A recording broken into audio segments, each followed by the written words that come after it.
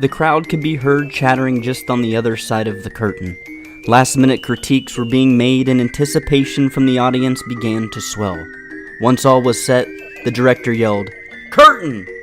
It opened with force, and for a brief moment the sold-out crowd was visible and then quickly vanished as the beam from the spotlight grew brighter. The heat from it was resonating. It was finally showtime. A moment of tranquility and silence lasted just a few moments until these words were echoed throughout the theater. What the eyes see and the ears hear, the mind believes. Welcome to the greatest spectacle on earth.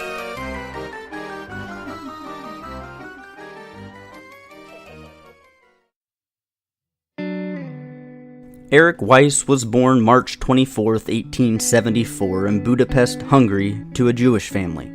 In hopes for a better life and to broaden horizons, the family packed up and migrated to America. Weiss and his family arrived in America on July 3, 1878. They settled in Appleton, Wisconsin, where his father took up work for the Zion Reform Jewish congregation. Sadly, however, just after the family gained American citizenship, Erich's father lost his job. The family then moved to Milwaukee and fell into extreme poverty. In order to help the family during difficult times, the children had to take up jobs at very young ages.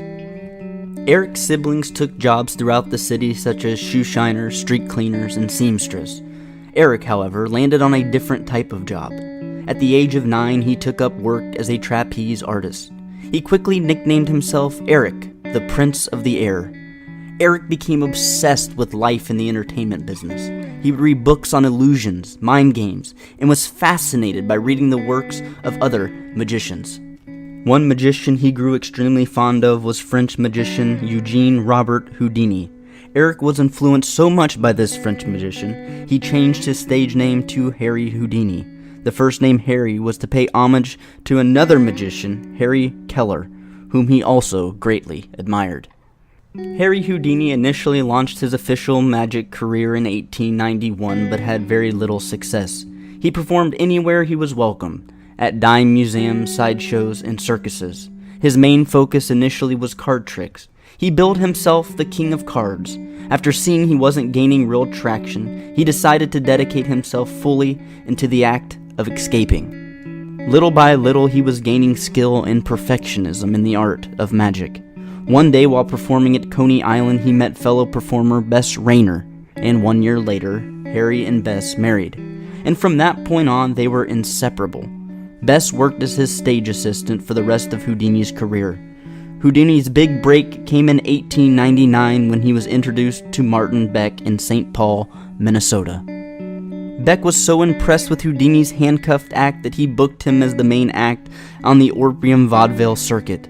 Within just a few months, he was traveling the country performing at the top vaudeville houses. Beck was so impressed with Houdini's rising fame that he became his manager. He arranged for Houdini to take his show on tour throughout Europe. While touring in Europe, he became known as the Handcuff King. Houdini would challenge the local police departments to handcuff him and throw them in their jails just so he could escape. It seemed as though each show he would do, his acts would become more complex, leaving his audiences amazed and filled with wonder.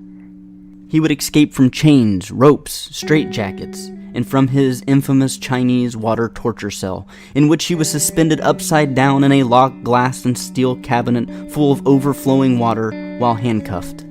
People who weren't fortunate enough to get a ticket to one of Houdini's shows, they would always try to sneak a peek through a hole in the wall or a gap in a wooden beam. As Houdini aged, he knew that he didn't want the art of magic to die with him. So in 1917, he became the president of the Society for American Magicians. Houdini would recruit candidates at his own expense and put them on stage while teaching them some of his greatest secrets. Little did he know at the time, he created one of the richest and longest surviving organizations of magicians in the world. Houdini's last performance came on October 24th, 1926 at the Garrick Theater in Detroit, Michigan. Before he took the stage that night, he had excruciating side pain and had a fever of 104 degrees. But as always, he knew that the show must go on. So he took to the stage and dazzled the audience one last time. Unfortunately, on October 31st, 1926, he couldn't escape death. He died in room 401 at 1:26 p.m. at Detroit's Grace Hospital. He was 52. His last words spoken were, "I'm tired of fighting." More than 2,000 admirers attended his funeral. He was laid to rest in Queens, New York. Houdini may be remembered more from his influence rather than his stage act. His tricks are still being used today. He is one of the ones who encouraged magicians such as Chris Angel and David Blaine to pursue the acts of persuasion and sleight of hand.